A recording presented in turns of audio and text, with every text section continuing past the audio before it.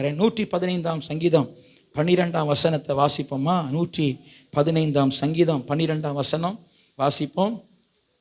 அல்லேலூயா. ஒருவர் சத்தத்தை உயர்த்தி வாசிக்க. மைக்கில் தான் வாசிக்கணும். சத்தம் உயர்த்தினா அவர் வெண்கல சத்தத்தை உயர்த்துறார். கர்த்தர் நம்மை நினைத்திருக்கிறார், அவர் ஆசீர்வதிப்பார், இஸ்ரவேல் குடும்பத்தாரை ஆசீர்வதிப்பார், அவர் ஆரோன் குடும்பத்தாரை ஆசீர்வதிப்பார். அல்லேலூயா. நேற்றைக்கு இந்த மாதத்தின் முதல் நாள் நான் உங்களோடு இந்த வசனத்தை கொண்டு பகிர்ந்து கொண்டேன்.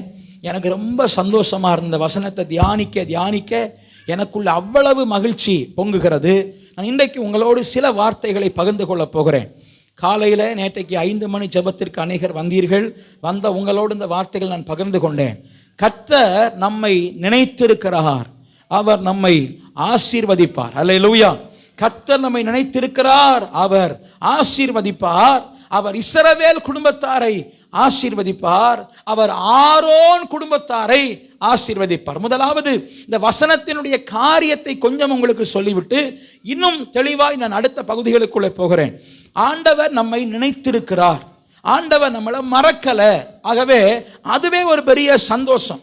ஆண்டவர் நம்மை நினைத்திருக்கிறார், நம்மை ஆசீர்வதிப்பார். இரண்டாவது வேதம் சொல்லுகிறது இஸ்ரவேல் குடும்பத்தாரை, காமனா சொல்லப்பட்டிருக்கிறது, ஆண்டவருடைய பிள்ளைகள் என்ற அர்த்தம். என்றைக்கு நீங்களும் நானும் ரட்சிக்கப்பட்டோமோ, என்றைக்கு கர்த்தரோடு உடன்படிக்கை செய்தோமோ, உங்களுக்கும் எனக்கும் வாக்குத்தத்தத்தின் புத்திரர் என்கிற ஒரு பட்டத்தை ஆண்டவர் கொடுக்கிறார். ஒரு ஆமீன் சொல்லுங்க. நீங்களும் நானும் புறஜாதிகள் அல்ல, ஆபிரகாமின் சன்னதிகளாய் மாறுகிறோம், வாக்குத்தத்தம் பண்ணப்பட்ட புத்திரர்களாய் மாறுகிறோம், தேவனுடைய சொந்த ஜனங்களாய் மாறுகிறோம். அந்த பாக்கியத்தின் மூலமாய் ஆண்டவர் நமக்கு கொடுக்கிற மிகப்பெரிய ஆசீர்வாதம், ஆபிரகாமுக்கு என்னவெல்லாம் கர்த்தர் சொன்னாரோ அத்தனையும் நமக்கும் உரிமை உண்டு என்கிறதை நாம் புரிந்து கொள்ள வேண்டும். ஆகவே இஸ்ரவேல் குடும்பத்தார் என்பது ஒரு காமன் காட்லி பீப்புள், தேவனை சார்ந்த ஒரு கூட்டம் ஜனங்கள். அதுல ஸ்பெசிபிக்கா ஒரு குடும்பத்தின் பெயரை சொல்லுகிறார். அது என்ன குடும்பம்னா ஆரோன் குடும்பத்தாரை ஆண்டவர் ஆசீர்வதிப்பார். நீங்க கோவித்துக் கொள்ளக்கூடாது அல்லது பொறாமைப்படக்கூடாது. கோவித்துக் கொண்டாலும் பரவாயில்லை. அல்லேலூயா. ஆமென். எப்பவும் உங்களுக்கு ஒரு ஆசீர்வாதம் இருந்தாலும் கர்த்தருக்கு ஊழியம் செய்கிறவர்களுக்கு ஒரு ஸ்பெஷல் ஆசீர்வாதம் உண்டு. சத்தமா தான் சொல்லுங்களேன். நான் முதல்ல சொன்னேன், பொறாமைப்படுவீர்கள் அல்லது கோவித்துக் கொள்வீர்கள். அல்லேலூயா. கர்த்தருக்கு ஊழியம் செய்கிறதுனா அது ஒரு மேன்மையான ஆசீர்வாதம். அது ஆரம்பங்கள் கொஞ்சம் நெருக்கமா கர்த்தர் நம்மை சோதித்த பின்பு பொன்னாய் விளங்க பண்ணுகிற ஆண்டவர். அப்போ ஆண்டவர் ஆரோன் குடும்பத்தார் மேல நான் யோசிக்கிறேன், கர்த்தர் நம்மை நினைத்திருக்கிறார், ஆசீர்வதிப்பார் போதும், அல்லது இஸ்ரவேல் குடும்பத்தாரை ஆசீர்வதிப்பார், எல்லாரும் இன்க்ளூட் ஆயிடுச்சு, முடிஞ்சு போச்சு இல்ல. அதுல ஸ்பெசிபிக்கா ஆண்டவர் ஆரோன் குடும்பத்தாரை சொல்லணும்னா அது ஒரு சந்தோஷமான காரியம்தான். ஆகவே ஊழியம் செய்கிறவர்கள், தேவனுக்காய் ஊழியம் செய்கிறவர்கள், எப்படி ஊழியம் செய்கிறவர்கள்? பாஸ்டர் மைக்கு பிடிச்சி ஊழியம் செய்கிறவர்களா? நான் அப்படி சொல்லல. நான் சொன்னேனே, ஏலிம் சர்ச் ஆட்டோக்காரர் மாதிரி. அல்லேலூயா. ஆண்டவருக்காக எத்தனை பேரை கொண்டு வரணும்னு ஆட்டோவை தாறுமாறா ஓட்டி அவனுக்கு ஒரு மரண பயத்தை உண்டாக்கி அப்படியாவது இயேசுவை நம்மட்டோன்னு ஒரு ஆசையில செய்யறாரு பாருங்க. அதுபோல நீங்களும் நானும் கர்த்தருக்காக பிரயாசப்பட்டு, அல்லேலூயா. யோசித்து பாருங்க, நம்ம பிள்ளைகளுக்கே ஜாமெட்ரி பாக்ஸ் இல்லாத நேரம் நம்ம மற்ற பிள்ளைகளுக்கு ஜாமெட்ரி பாக்ஸ் வாங்கி கொடுப்போம். சத்தமா தான் சொல்லுங்களேன். அல்லேலூயா. ஸ்தோத்திரம். ஆமென். ஹல்லேலூயா. நான் ஒன்று சொல்லட்டா, நீங்க கர்த்தருக்காக எடுக்கிற ஒவ்வொரு பிரயாசங்களை ஆண்டவர் பார்க்கிறவர். பிரயாசங்களை குறித்து நான் இனிதான் பேச போறேன். ஆனாலும் நான் உங்களுக்கு சொல்றேன், ரொம்ப நாட்களுக்கு முன்பு நான் செய்ததை சொல்வதற்கல்ல, மன்னித்துக் கொள்ளுங்கள், அப்படி நீங்க நினைக்க வேண்டாம். ரொம்ப நாட்களுக்கு முன்பு எங்கள் அம்மா ஒரு பொருத்தனை பண்ணிட்டாங்க. என்ன பொருத்தனை பண்ணிட்டாங்கன்னா, என் பிள்ளைக்கு 1.5 வயசுல இருதயத்தில் ஓட்டை இருக்கு, செத்து போவான்னு சொல்றாரு, ஒருவேளை என் பிள்ளை நல்லாயிட்டா அப்படின்னு ஒரு சந்தேகத்தில் தான், நல்லாயிட்டா என் பிள்ளை வாழ்க்கை பிரகாசிக்கிறது போல நான் அந்த நாட்களில் பெட்ரூமாஸ் லைட்டு தான் சபைகள்லையே ஸ்பெஷல். பெட்ரூமாஸ் லைட் பார்த்துருக்கீங்களா? அடின்னு அடிப்பாங்க. அப்புறம் ஒருவர் அதுக்கு பிறகு கேஸ் லைட் வந்துச்சு. கேஸ்லையே பெட்ரோமாஸ் மாதிரி ஒரு சைஸாக எரியும், கீழே சிவப்பாக இருக்கும், மேலே நல்ல கைப்பிடியோடு இருக்கும். அப்புறம் இந்த சில விசுவாசிகள் ஃபாரின் எல்லாம் போக ஆரம்பித்தாங்க. அவங்க ஃபாரின்ல இருந்து சபைகளுக்கு வரும்போது அவங்க கொண்டு வர பெரிய கிஃப்டே என்ன கிஃப்ட்னா எமர்ஜென்சி லைட்டாக இருக்கும். அது இந்த சைஸ், இந்த நீளத்தில் தான் முதல்லலாம் இருக்கும். பிறகு டெக்னாலஜி வளர வளர நீளமாக வச்சு முதல்ல ஒரு டியூப்லைட் வச்சு தான் வரும். பிறகு 2 டியூப்லைட் எல்லாம் வர ஆரம்பிச்சு. இப்போ இப்படி சபைகளில் வரும்போது எங்கள் அம்மாவுக்கு ஒரு ஆசை, திடீர்னு ஆண்டவரே என் பிள்ளை வாழ்க்கை பிரகாசித்தா கரண்ட் சபையில் அணையும் போது கரண்ட் எரியறது மாதிரி நான் ஒரு எவனசி லைட் வாங்கி வைப்பேன்னு பொருத்தனை பண்ணிட்டாங்க. தம்பி அது எரியாது, அது விட்டுரு. அல்லேலூயா. அது பிரகாசம் எல்லாம் வந்துடுச்சு வாழ்க்கையில். ஆனால் எங்கள் அம்மாவுக்கு தான் பிரகாசம் வரல. எங்கள் அம்மா மறந்துட்டாங்க. பிறகு அடிக்கடி சாட்சி சொல்லும் போதெல்லாம் இப்படியெல்லாம் நான் பொருத்தனை பண்ணேன்பாங்க. ஒரு நாள் கேட்டேன், அம்மா நீங்கள் பண்ணுறது ரொம்ப தப்பு. நீங்கள் எமர்ஜென்சி லைட் வாங்கி வைப்பேன்னு சொல்லி வருஷத்தினாச்சு, இன்னும் வாங்கி வைக்கலை. இல்லை நான் அந்த சபைக்கு வாங்கி வைப்பேன், இந்த வாங்கி வைக்கணும். கடைசியில் என்ன பண்ணேன், புதுப்பாளையத்துக்கு யோசித்தேன். சபையில் கொஞ்சம் இருட்டாக தானே இருக்குது. நாங்கள் பிரசங்கம் பண்ணும்போதே அடிக்கடி கரண்ட் போயிடுச்சா, அப்போ யோசித்தேன் இங்கே எங்கள் அம்மாட்ட நீங்கள் வாங்கி வைப்பேன்னு சொன்னது அங்கே வாங்கி வைக்கணும்னே. எங்கள் அம்மா நான் சொன்னாங்க, எனக்கே அது வருமானம், நீயே வாங்கி வச்சிருட்டாங்க. அல்லேலூயா. நீ தான் வாங்கி வைக்கணும். நான் ரொம்ப நாளாக ஜெபம் பண்ணிட்டு இருக்கிறேன், ஆண்டவரே. அப்போது சந்தோஷ் நகரில் கலெக்டின ஒரு யூபிஎஸ், நல்ல புதுசான ஒரு யூபிஎஸ் இருந்துச்சு. அதுக்கு ஒரு பேட்டரி வேணும். இப்போ பெட்ரோமாஸ் லைட்டும் காலம் போயிடுச்சு, எமர்ஜென்சி லைட்டும் காலம் போயிடுச்சு. இப்போ டெக்னாலஜி என்ன, யூபிஎஸ் தான். அப்போ ஒரு யூபிஎஸ் தான் வாங்கி வைக்கணும். காலங்கள் மாறினா ஃபைன் கூடுமா கூடாதா? ஃபைன் கூடுமா? நிறைய பேர் என்னமே யோசிக்கிறீங்க, நாங்கள் பொறுத்தனம்னு இத்தனை காலம் ஆச்சு பாஸ்டர், கணக்கு பார்த்தா பெரிய அமௌண்ட்டாக வருதுன்னு யோசிக்கிறீங்களா? அல்லேலூயா. அப்போ நான் யோசித்தேன், ஜெபம் பண்ணிகிட்டே இருந்தேன்னா நம்ம சபையில் ஒரு சிஸ்டர் அவங்க என்ன பண்ணாங்க, பாஸ்டர் அந்த காரியத்தில் எனக்கு ஒரு ஆசை, நான் பாதி பங்கெடுக்கிறேன்னாங்க. இப்போ நான் பாதி பிரேசனை கூட்டிகிட்டு ஃபீஸ் கட்டுறதுக்காக கிளம்பிட்டோம். கிளம்பும்போது ஃபீஸ் கட்டுறதா லைட்டு வாங்குறதா, ஃபீஸ் கட்டுறதா லைட்டு வாங்குறதா, நான் ஆர்ச்சிக்கிட்ட போயிட்டு திரும்பிட்டேன். அவன் ஏன் டேடி திரும்புறீங்க? இல்லைடா அவன்கிட்ட சும்மா சொன்னேன், அவன்கிட்ட இதெல்லாம் சொல்லப்படாதுல்ல. அவன்கிட்ட சொன்னேன், காசு இல்லைடா டேடி, காசு எடுத்து வர மறந்துட்டு வீட்டுக்கு போயிடுவானே. காசு இருக்குச்சு, பர்ஸில் தான் இருந்துச்சு. திரும்பி வரும்போதே புதுப்பாளையம் பாஸ்டருக்கு ஃபோன் பண்ணேன், நீர் பேட்டரி கடைக்கு வந்துடுறீரா அப்படின்னே. இன்னும் வந்துடுறேன் பாஸ்டர்னார், வந்துருங்கன்னு. அல்லேலூயா. அதை வாங்கி கொடுத்த மறுநாள் உண்மையிலே சொல்கிறேன், ஆச்சரிய விதமாய் எனக்கு சம்பந்தமில்லாத ஒரு நபர் ஆச்சரியமாய் தேவை சந்திக்கப்பட்டது. நான் சொல்லட்டா, நீங்கள் கர்த்தருக்காக எடுக்கிற ஒரு பிரயாசம் இது வீணாகாது. அவர் நம்மை நினைக்கிற தெய்வம். ஒரு ஆமீன் சொல்லுங்க. நினைக்கிறவர். அல்லேலூயா. அவர் ஆரோன் குடும்பத்தாரை நினைக்கிறார், இஸ்ரவேல் வீட்டாரை நினைக்கிறார். சரி, நான் நேற்றைக்கு தேவன் எதையெல்லாம் நினைக்கிறார்னு கொஞ்சம் சொன்னேன். அதை சொல்லிட்டு இன்னைக்கு நேற்றைக்கு நான் ஒரு ஆசையும் சொன்னேன். என்ன சொன்னேன்னா, அவர் நினைக்கிறார், சந்தோஷம். அவர் நினைக்கிறது மாதிரி ஏதாவது செய்யணும் அப்படின்னு சொன்னேன். இன்னைக்கு அவர் நினைக்கிறது மாதிரி ஒரு 4 காரியங்களை செய்யணும்னு உங்களோட நான் பேச போகிறேன். முதல்ல நான் நேற்றைக்கு சொன்னது, அவர் என்னவெல்லாம் நினைக்கிறார் என்று நான் எரேமியா 2ஆம் அதிகாரம் 2ஆம் வசனத்திலிருந்து உங்களுக்கு சொன்னேன். வாசிக்கலாமா? எரேமியா. எருசலேமின் செவிகள் கேட்கும்படி கூப்பிட்டு சொல்ல வேண்டியது என்னவென்றால் விதைக்கப்படாத தேசமாகிய வனாந்தரத்தில், அதாவது எகிப்திலிருந்து வந்த ஆரம்ப நாட்களில் நீ என்னை பின்பற்றி வந்த உன் இளவயதின் பக்தியும் உன்னை கானான் தேசத்தில் கொண்டு வந்து உன்னோடு உடன்படிக்கை செய்த போது நீ வாழ்க்கைப்பட்ட போது உனக்கிருந்த நேசத்தையும் நினைத்திருக்கிறேன். ஆண்டவர் எதை நினைக்கிறார்னா, பிரதர் சிஸ்டர், நாம ஆண்டவரோடு கொண்டிருந்த ஆரம்ப கால அந்த அன்பை கர்த்தர் நினைக்கிறார். ஒரு ஆமீன் சொல்லுங்க. அல்லேலூயா. நீங்க இயேசுவை அறிந்து கொண்ட நாட்களில், நீங்கள் இயேசுவை தெரிந்து கொண்ட நாட்களில், அல்லது கர்த்தர் உங்களை பேர் சொல்லி அழைத்த அந்த ஆரம்ப நாட்கள்ல எவ்வளவு அன்பு இயேசுவோட வச்சிருந்தீங்க, எவ்வளவு நேசம் வச்சிருந்தீங்க, எவ்வளவு ஜெபித்தீங்க, எவ்வளவு சபைக்கு வேண்டான்னு சொன்னாலும் வந்துட்டு இருப்பீங்க. ஆமென் சொல்லுங்க. அல்லேலூயா. ஆரம்ப நாள் நேசம், ஆண்டவர் மேல் கொண்ட ஆரம்ப நாள் அன்பு. எபேசு சபையை குறித்து தேவன் சொல்லுகிறார், உன்னிடத்துல எல்லாம் சரியா இருக்குப்பா. எனக்கு எபேசு சபையை குறித்த சந்தோஷம் இவ்வளவு அழகா இருக்கு தெரியுமா? அந்த குறைய வாசிக்கிறத விட நிறைய கொஞ்சம் வாசிப்போமா? வெளிப்படுத்தின விசேஷம் 2ஆம் அதிகாரம் வாசிங்க. ஹல்லேலூயா, ஸ்தோத்திரம். 1ஆம் அதிகாரத்திலிருந்து வாசிங்க. எபேசு சபையின் தூதனுக்கு எழுத வேண்டியது என்னவென்றால், சரி இல்ல அது இருக்க 2ஆம் வசனத்திலிருந்து வாசிங்க. உன் கிரியைகள் என்ன? உன்னுடைய ஒர்க்ஸ், நீ செய்கிற நிறைய காரியங்களை நான் அறிந்திருக்கிற. உன் கிரியைகள் எனக்கு தெரியும்.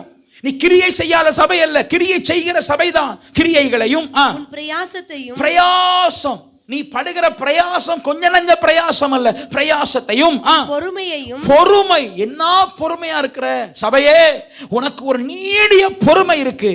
யார் என்ன பேசினாலும் அதை சகிக்கிற ஒரு பொறுமை. ஹல்லேலூயா. குடும்பத்தார் ஏதாவது ஒன்று பேசிட்டா, புருஷன் ஏதாவது பேசிட்டா, மனைவி ஏதாவது பேசிட்டா, அதை சகிக்கிற ஒரு பொறுமை சுபாவம் உனக்குள்ள இருக்கு. வாசிப்போம். நீ பொல்லாதவர்களை சகிக்க கூடாமல், தப்பு யாராவது பண்ணா அதை நீ தட்டி கேட்கிற, இது சரியல்லன்னு சொல்ற, நீதிமானா இருக்கிற. அப்போஸ்தலர் அல்லாதவர்கள், இது ரொம்ப முக்கியம். அப்போஸ்தலர் அல்லாதவர்கள், அப்போஸ்தலர்னு பொய் சொல்லுகிறத நீ என்ன செய்கிறா? சோதித்து அவர்களை பொய்யர் என்று கண்டறிகிறா. இது என்ன ஸ்பிரிட்? நல்ல கவனிங்க. சபை ஒரு காரியத்தை அறிந்து கொள்ளணும். ஒரு ஊழியக்காரன் இல்லாதவன் ஊழியக்காரனா வேஷம் போட்டா அதை சும்மா கண்டுபிடிக்கும். கையில பைபிள் இருக்கும், வாயில வசனம் இருக்கும், ஆனா அவர் பாஸ்டர் தானா, கர்த்தருடைய ஊழியக்காரன் தானான்னு கண்டுபிடிக்கிறதுக்கு சாதாரண ஆவி பத்தாது. அதற்கு ஒரு கிருபை வேணும். டிசர்னிங் ஸ்பிரிட், ஆவிகளை பகுத்தறியும் வரம். அதாவது எபேசு சபை வரமுள்ள சபை. எல்லாரையும் பாஸ்டர் தான், எல்லாரும் ஊழியக்காரங்க தான் என்ன செய்யக்கூடாது? வீட்டில் ஏற்றக்கூடாது. தோத்திரம். ஹல்லேலூயா. கவனமாக இருக்கணும். இன்னைக்கு ஏற்கனவே பல ஊழியக்காரங்க விபரீதமாக எழும்பிட்டு இருக்காங்க. உங்களுக்கு தெரியுதா? ஏதாவது வித்தியாசம் தெரியுதாம்மா? ஊழியக்காரங்க யாரு, ஊழியக்காரங்க இல்லாதவங்க யாருன்னு தெரியுதா? மழை வர்றதுக்கு கூத்து அடிப்பாங்க ஒரு கூட்டம் ஊழியக்காரங்க. தெரியுதா இல்லையா? தெரியலையா? மழை வரணும்னு கழுதைக்கும் கழுதைக்கும் கல்யாணம் பண்ணுவான். அதை பார்த்துருக்கேன், செய்தியில் பார்த்து வருத்தப்பட்டிருக்கேன். ஐயையோ, கழுதைக்கும் மழை வரணும்னு என்ன செய்கிறான்? யாரு? வட இந்தியாவில் ஏதோ ஒரு உத்தரப்பிரதேச மாநிலத்தில் ஒரு மூலையில் ஒரு கிராமத்தில் கழுதைக்கும் கல்யாணம் பண்ணான்னா வருத்தமாக இருக்கும். இன்னைக்கு ஊழியக்காரன் 4 பேர் போய் சென்னையில் பெரிய கூடார பண்டிகைன்னு போட்டு மைக்க பிடிச்சி, இப்போ இந்த சீசன் இவ்வளோ வெயிலாக இருக்குது இல்லை, இப்படி இருக்கக்கூடாது, சீசனை தீர்மானிக்கிறவர்கள் நாங்கள்னு சில பிசாசு, ஊழியக்காரன் சொல்லக்கூடாது, அதெல்லாம் பிசாசு. அல்லேலூயா. ஒரு பிசாசுக்கு தாடி இருக்கு. இங்கே நீங்கள்லாம் தாடி வச்சுருந்தா வருத்தப்படாதுங்க ஐயா, நீங்கள் இல்லை, நீங்கள் நல்லவர்கள். நம்ம சபை எல்லைக்குள்ளே இருக்கிற நீங்கள்லாம் தங்கத்தில் சொக்க தங்கம். அல்லேலூயா. தாடி இருக்கு. ஒரு பிசாசு தலையில் முடி இல்லைன்னு இல்லை, இருந்தும் வைக்கல, மொட்டை தலை எல்லாம் வந்து மொட்டை தலை கொஞ்சம் இருக்கு, தாடி கொஞ்சம் இருக்கு, நகம் பேய் மாதிரி இருக்கு, ஒவ்வொன்றும் பிசாசு மாதிரியே இருக்குன்னு வைங்களேன். கடந்து ஒரே ஆட்டம். ஏய் ஓய் ஓய், என்னையா நான் மழை வரணுமா? எனக்கு உடனே ஒரு வசனம் ஞாபகம் வந்துச்சு. பகாலே எங்களுக்கு இறங்குன்னு ஒரு கூட்டம் கத்துது பாருங்க, அந்த கூட்டம் மாதிரியே இருந்துச்சு. செழிப்பு உபதேசம், கிருபை உபதேசங்களை பேசுகிற ஆட்கள் உங்க வீடுகளுக்கு வந்தா நீங்க தெளிவா தெரியணும், யாரு சரி யாரு தப்புன்னு வித்தியாசப்படுத்த தெரியணும். அவங்க பின்னாடி போனா அவர்கள் தேவன் வயிறு, அவர்கள் முடிவு அழிவு அல்லது நரகம், அவ்வளவுதான். அல்லேலூயா. கவனமா இருக்கணும் சிஸ்டர். இந்த கிருபை இந்த எபேசு சபைக்கு இருந்துச்சு. ஆவிகளை, நான் என்னுடைய செய்தி வேற காரியமா இருந்தாலும் இந்த காரியம் உங்களுக்கு பிரயோஜனம் என்று சொல்லுகிறேன். ஆவிகளை பகுத்தறிகிற விசுவாசிகளா இருந்தாங்க. அவ வரம் பெற்ற விசுவாசிகள். ஆனா வாசிங்க, நீ சகித்துக் கொண்டிருக்கிற, பொறுமையாய் இருக்கிற, நீ நிறைய உபத்திரவத்தை சகிக்கிற, நீ பொறுமையா இருக்கிற, என் நாமத்தின் நிமித்தம் இளைப்படையாமல் நீ ஓடிக்கிட்டே இருக்கிற, கொஞ்சம் கூட உனக்கு கஷ்டமே வரல, கர்த்தருக்காக நல்லா ஓடுற, அறிந்திருக்கிறேன். ஆனாலும் நீ ஆதியில் கொண்டிருந்த அன்பை விட்டாய். ஒரு பிரச்சனை பேரில் எனக்கு குறை உண்டு. ஒரு பிரச்சனை. உன்னுடைய இக்காலத்து ஓட்டம் எல்லாம் நல்லா தான் இருக்கு. ஆனா ஒரு தப்பை பார்க்கிறேன். என்ன தப்புனா, நீ என்ன நேசித்த நாட்கள் அப்போ எப்படி இருந்துச்சு? அல்லேலூயா. இன்னைக்கு நிறைய குடும்பங்கள் கூட அப்படித்தானே. என்ன ஒருத்தருக்கு ஒருத்தர் பார்த்து விரும்பின ஆரம்ப காலத்தில் கண்ணே பொண்ணே, ஒரு புறநான ஒரு பாட்டு உண்டு, கண்ணே மணியே புனை பூங்கோதாய் அப்படின்லாம் உண்டு. அல்லேலூயா. அப்படியெல்லாம் சொல்லி இன்னைக்கு மனுஷன் திரும்பியே பார்க்க மாட்டார். என்னன்னு கூட கேட்க மாட்டேன். நான் காய்ச்சல் 5 நாளா விழுந்து கிடக்கிறேன், இருக்கியா செத்தியான்னு கேட்டாரா? அவர் சாவத்தான நினைக்கிறாரு. பிற எப்படி நீ இருக்கியா செத்தியான்னு என்னன்னு கூட கேட்க மாட்டேங்க. அப்போ என்ன பிரச்சனைனா குடும்பத்தில் என்ன இல்லை, அது அன்புங்கிறத விட இன்னும் ஒரு ஸ்டெப் போனா ஆதி அன்பு இல்லை. அல்லேலூயா. ஆதி அன்பு இல்லை. அப்போ பிரதர்ஸ்ட்டை கேட்டால் அவங்க என்ன சொல்லுவாங்க, ஏன் பாஸ்டர் இதே முகத்தையே பார்த்துட்டு இருக்க முடியும்? அதாவது ஒரே முகத்தை பார்க்கறத பற்றி சொல்லலை, 1000 வேலை இருக்கு. அது வீட்டில் உட்காந்து 4 அரிசியை சமைச்சு வச்சுக்கிட்டு அது நம்மளை ஒரு சைஸாக பார்க்கும். நம்ம வெளியே போனால் தான் 4 காசு என்ன செய்யும், வீட்டுக்கு வரும். எவ்வளவு பிரச்சனை இருக்கு. என் கூடயே உட்கார்னா உன் கூடயே உட்கார்ந்தா சோறு கிடைக்குமா? அல்லேலூயா. ஆதி அன்பில்ல. என்னைக்கு உங்க மகன் என் தாயை போல ஒரு மனைவி எனக்கு வேணும்னு சொல்றானோ அன்னைக்கு தான் ஒரு தாயா நீங்க ஜெயிச்சிட்டீங்கன்னு அர்த்தம். என்னைக்கு ஒரு மகள் எங்க அப்பாவை மாதிரி எனக்கு ஒரு எதிர்காலம் வேணும்னு சொல்றாளோ அன்னைக்கு தகப்பனா நீங்க ஜெயிச்சிட்டீங்கன்னு அர்த்தம். அப்ப அந்த மாதிரி நம்மளை மாற்றணும், நம்ம சுபாவங்களை மாற்றணும். அல்லேலூயா. இயேசு நம்மளும் மனவாட்டி மணவாளன் அன்பு அவருக்கு ஒரு தாக்கம். உனக்கு இப்ப இருக்கிற அன்பல்ல, ஆதி அன்பு வேணும். நான் பார்க்குறேன் குடும்பத்தை குறித்து மல்கியாவில், அருமையான குடும்பங்களுக்கும் சேர்த்து சொல்கிறேன், குடும்பத்தை குறித்து மல்கியாவில் சொல்லும் போது வேதம் சொல்லுகிறது, உன் இளவயதின் மனைவியோட மகிழ்ந்திரு. எத்தனை வருஷம் இளவயது? எத்தனை வருஷம் பிரதர் இளவயது? 40 பாதிக்கிழமை. இப்போ நீங்கள் புரிஞ்சுக்கிடணும். 40 சத்தமாக சொல்லுங்க, வெக்கப்படுறோம். பர்த்டேல இன்னைக்கு நான் பர்த்டேனா என்ன வயசுன்னா சொல்லிடுவோம். இன்னைக்கு பர்த்டேனா வயசு சொல்றதுக்கு ரொம்ப கஷ்டம். வயசா பாஸ்டர்? ஏன்னா சொல்லிட்டா பெரிய வம்பான். எப்படி நீங்க சொன்னாலும் சொல்லாட்டாலும் அது முன்னுக்குட்டி ஓட தான் போகுது. தோத்துறோம். அல்லேலூயா. தெரிஞ்சா இப்போ நம்ம போடுற மேக்கப்பு, போடுற பேஸ்மெண்ட்டு, பட்டி நம்பர் 1, பட்டி நம்பர் 2 இதெல்லாம் பரவு விரையில்லாம போயிடும். என்னது உங்களுக்கு 55 வயசா அப்படின்னு கேட்டுருவோம் பார்த்தீங்களா? அதனால 55 வயசுன்னு யாரும் தெரிஞ்சு நான் பேசலை. ஐயா அம்மா நீங்கள் ஒரு கணக்கில் சொல்கிறேன். அல்லேலூயா. அவ்வளோ வயசு தெரியவே இல்லையே அப்படி சொல்லிடுவோம் பார்த்தீங்களா? அதனால அவங்க அதை சொல்கிறதுக்கு தயங்குறாங்க. எப்படியோ ஒரு புருஷன், ஒரு டேவிட் ஸ்மித் விகில்ஸ்வொர்த், அவர் தன்னுடைய ஊழியர்களுக்கு, கிளை நம்முடைய அவருடைய ஸ்தாபனத்தில் உள்ள ஊழியர்களுக்கு, நான் இன்றைக்கு ஒரு உலக அழகியை உங்களுக்கு காட்ட போறேன்னு பிரசங்கம் பண்ணாராம். I am going to show miss world, உங்களுக்கு காட்ட போறேன்னு பிரசங்கம் பண்ணார். இந்த பிரதர், இந்த சகோதரமாரெல்லாம் என்னமோ பாஸ்டர் யாருக்கும் சுவிசேஷம் சொல்லியிருப்பார் போல இருக்கு. சுவிசேஷம் சொல்லி ஏதோ ஒரு உலக அழகி ரட்சிக்கப்பட்டிருக்கு, அதை நம்மகிட்ட கொண்டு வந்து எனக்கு ஷோ பண்ண போறாரு, சாட்சி சொல்ல வைக்க போறாரு அப்படின்னு எல்லாம் எதிர்பார்த்துட்டு இருக்கும்போது அவருக்கு வயசு 80, பாட்டிக்கு வயசு 75. பாட்டியை கூட்டு அது தள்ளாடி வருது. இப்போ பொதுவாக இங்கிலீஷ் ஆட்கள் நடக்கிறது பார்த்துருக்கீங்களா? இப்படி இப்படி நடப்பாங்க, இப்படி இப்படி நடந்து வருது. திஸ் இஸ் மை மிஸ் வேர்ல்டுனாராம். வாழ்ந்தனுக்கெல்லாம் ஒரு மாதிரி ஆச்சு. இனியா மனைவியை கூட்டு மிஸ் வேர்ல்டுங்கிறாரு. அப்போ தான் சொன்னாராம், ஊழியர்களுக்கு சொல்லி கொடுக்கறதுக்காக சொன்னார், உன் இளவயதின் மனைவி. இன்னைக்கு என் மனைவி 75 வயசு கிழவியா எனக்கு தெரியலை, 25 வயசு மனைவியாக தான் தெரிகிறா. அல்லேலூயா. இந்த வசனத்தினுடைய பொருள் என்ன? இளவயதின் மனைவி நினைக்கணும். அப்போ குடும்பத்தில் அன்பு இருக்கணும் பிரதர். பரலோக குடும்பத்தில் மணவாளன் இயேசுவுக்கு நமக்கு ஒரு ஆதி அன்பு இருக்கணும். ரட்சிக்கப்பட்ட ஆரம்பத்தில் குடும்பத்தை மட்டும் சொல்லல, ஆவிக்குரிய சபையை சொல்லுகிறேன். நமக்குள்ள ஒரு அன்பு இயேசுவை அறிந்து கொண்ட, பொதுவா ஜெனரேஷன் பை ஜெனரேஷன், தலைமுறையா வந்தவர்களுக்கு இயேசுவோடு உள்ள அன்பு எந்த அளவுக்கு எனக்கு இருக்குதுன்னு தெரியல. ஆனா நான் விசுவாசிக்கிறேன், தலைமுறையா வந்தாலும் ஒரு சந்தர்ப்ப சூழ்நிலையில் ஆண்டவர் அவர்களை சந்தித்து தன்னுடைய அன்பு அவர்களுக்கு விளங்க பண்ணுகிறார். நான் என்ன சொல்லுகிறேன், அந்த ஆரம்ப அன்பு இன்னைக்கு உண்டா? ஆரம்ப நாட்களில் கர்த்தர் மேல் கொண்ட வைராக்கியம் உண்டா? அல்லேலூயா. அப்படியே ஏறுது, ஃளைட் டேக் ஆஃப் ஆனது மாதிரி வாழ்க்கை ஜம் ஜம் ஜம்னு ஏறுது. ஆதி அன்பு, கர்த்தரை தேடி அந்த ஆதி அன்பு. நான் பல குடும்பங்களை கர்த்தரை தேடிய நாட்களில் நடந்த காரியமும் அவரை விட்டு விலகின பிறகு நடக்கிற காரியங்களை மனதார பார்த்துட்டு இருக்கிறேன். ரொம்ப அன்பா சொல்றேன். இன்னைக்கு கடந்த நாட்களில் சபையில் இருக்கிற ஒரு சகோதரன் 55 வயசு பிரதர், நான் சொன்னேன், மரித்து போனார். சண்முகம் பிரதர். நிச்சயமா சொல்றேன், அவர் இந்த திருவண்ணாமலையில் இருந்திருந்தா நிச்சயமா மரித்திருக்க மாட்டார். டெஃபினட்டா. ஆண்டவரை விட்டு ஏங்க பின்மாறி போறீங்க?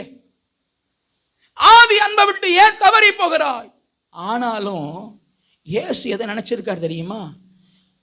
ஆதியில நீங்க ஆண்டவரோட வச்ச அன்பை நினைச்சே ரொம்ப நாள் உங்க நடத்தி கொண்டிருக்கிறார்.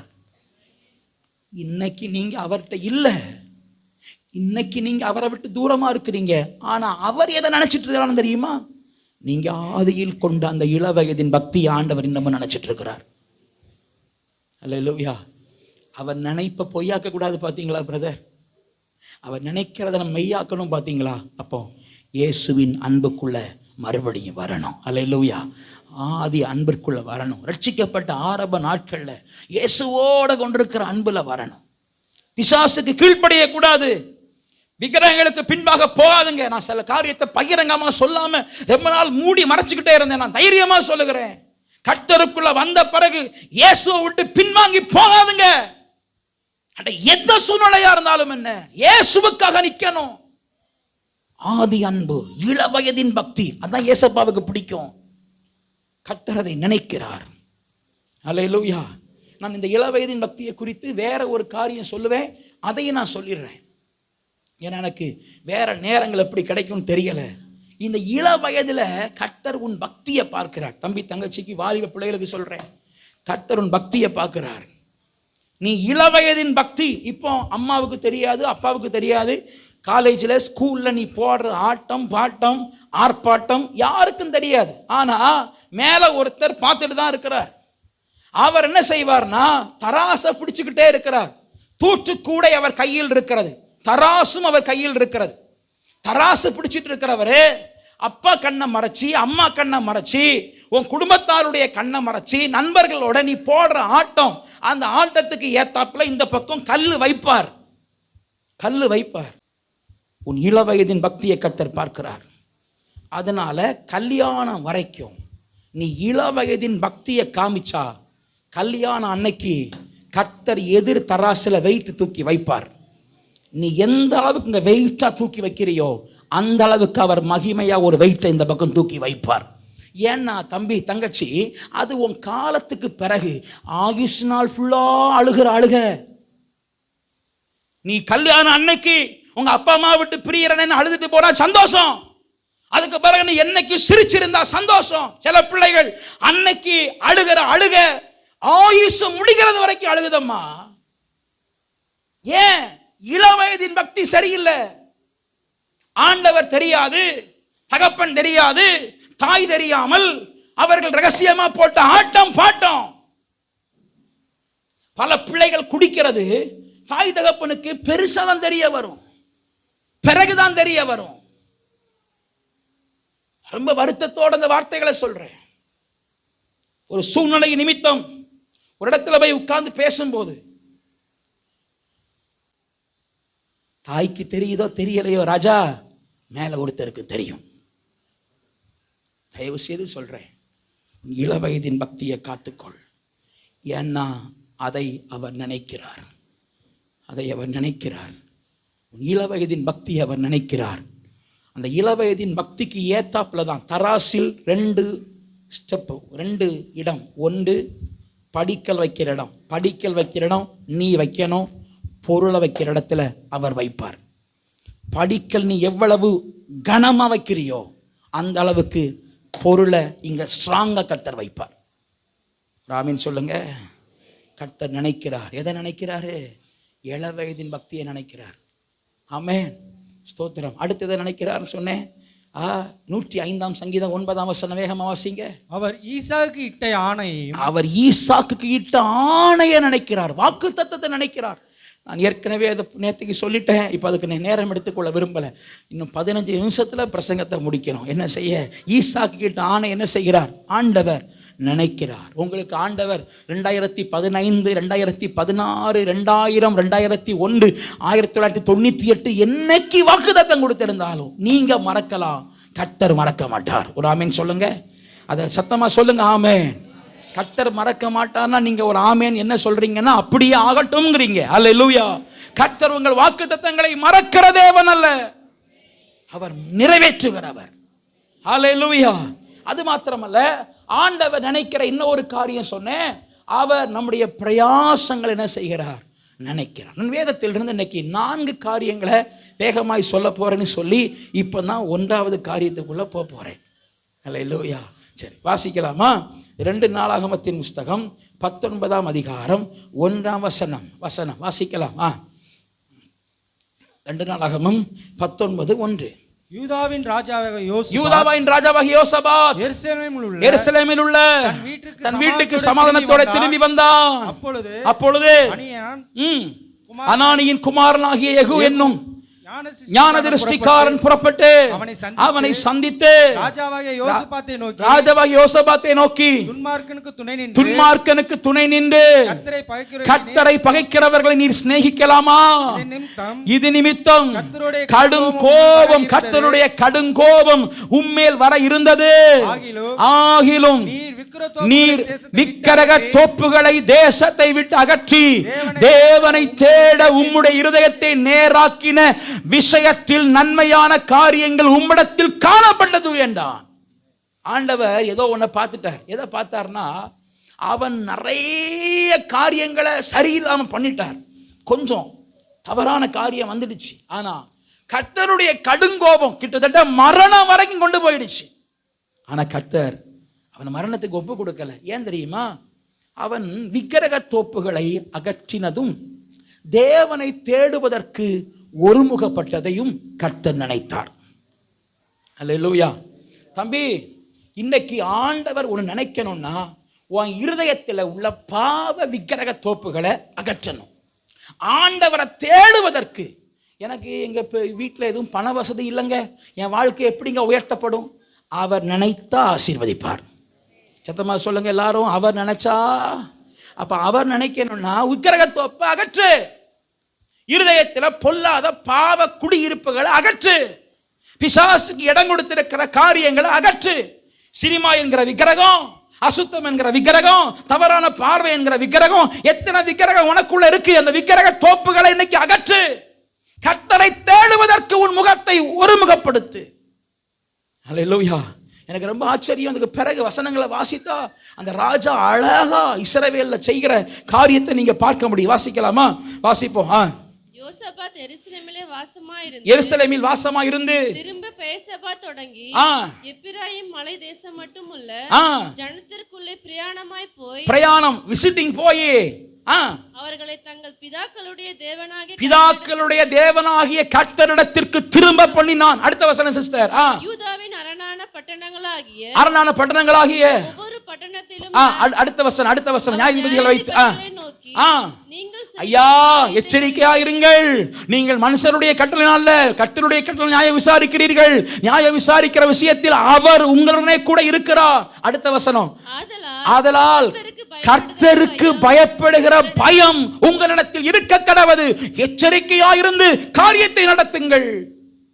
அவன் பிறகு சொல்ற விஷயம் எல்லாம் நீங்க பிறகு வாசித்து பாருங்க, ரொம்ப ஆச்சரியம். அப்போ ஆண்டவரை தேடுகிறதை கர்த்தர் நினைக்கிறார். பாஸ்டர், நான் என் குடும்பம், கோத்திரம், குலம் எல்லாத்தையும் விட்டுட்டு ஏசப்பான்னு வந்தா எனக்கு என்ன கிடைக்கும்? நீங்கள் கர்த்தரை தேடுவதை கர்த்தர் நினைக்கிற ஆண்டவர். அல்லேலூயா. நீங்க நினைக்கிறீங்களா நான் கர்த்தரன் தேடுறத என்ன பிரயோஜனம்? என்னமோ சபைக்கு வர்றேன், கை தட்டி பாட்டு பாடுறேன், என்னமோ ஒரு ஆறுதலா இருக்கு, வசனம் வாசிக்கிறேன். அது நினைக்கிறார். நீங்கள் கர்த்தரை தேடுகிற தேடுதலை கர்த்தர் நினைக்கிறார். அல்லேலூயா. இரண்டாவது வாசிக்கலாமா? வேதத்தில் லூக்கா 7ஆம் அதிகாரம் 1ஆம் வசனத்தை வாசிப்போம். லூக்கா 7:1. வேகமாய் 4 காரியங்களை உங்களுக்கு நான் சொல்ல விரும்புகிறேன். அவர் தம்முடைய வார்த்தைகளை எல்லாம் ஜனங்களுடைய காதுகள் கேட்கும்படி பேசி முடித்த பின்பு கப்பர்நகும் என்கிற சிட்டிக்கு போனார். அங்கே 100க்கு அதிபதியாகிய அங்கே ஒரு ஒரு ஒரு எஸ்பி ரேங்க்ல ஒரு பிரதர் இருக்கிறார், 100க்கு அதிபதி. ஒருவனுக்கு பிரியமான வேலைக்காரன், அவனுக்கு பிரியமான ஒரு வேலைக்காரன். அல்லேலூயா. நிறைய காரியங்களை சொல்ல முடியும், கவனியுங்கள். எந்த எஜமான் வேலைக்காரன் மேல பிரியமா இருக்கிறான்னா பிரியமான வேலைக்காரன். அப்ப நீங்க கர்த்தருக்கு பிரியமான தேவ பிள்ளைகளா இருந்தா உங்கள் மேல கர்த்தருடைய தனி அக்கறை வரும். ஒரு ஆமீன் சொல்லுங்க. பிரியமான ஆட்களா நீங்க ஆண்டவருக்கு கைப்பிடிச்சு கேளுங்க. பிரியமானவங்களா, தம்பி ஏசப்பாவுக்கு நீங்க ரொம்ப பிடிக்குமா அப்படி கேளுங்க. பக்கத்தில் கைப்பிடிச்சு, பிரதர் தம்பி ஏசப்பாவுக்கு உங்களை ரொம்ப பிடிக்குமா? அவங்க என்ன சொல்றாங்க? ஓரளவு பிடிக்குங்கிறாங்களா, நல்லா பிடிக்குங்கிறாங்களா? தெளிவா கேளுங்க, எதையுமே தெளிவா கேட்கணும். அல்லேலூயா. ஓரளவு பிடிக்குமா, நல்லா பிடிக்குமா? ஓரளவு பிடிக்குங்கிறாங்களா? ஐயையோ, தெளிவா பிடிக்கணும், நல்லா பிடிக்கணும். ஒரு ஆமீன் சொல்லுங்க. பிரியமான வேலைக்காரன். எனக்கு அந்த வார்த்தை ரொம்ப பிடிச்சிச்சு.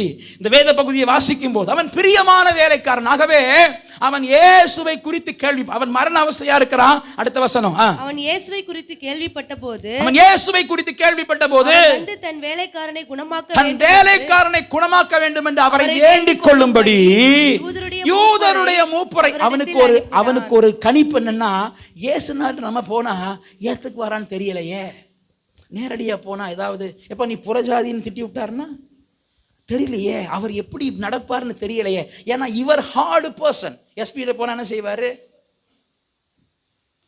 அப்ளிகேஷன் கொடுத்தா தூக்கி போடுப்பா.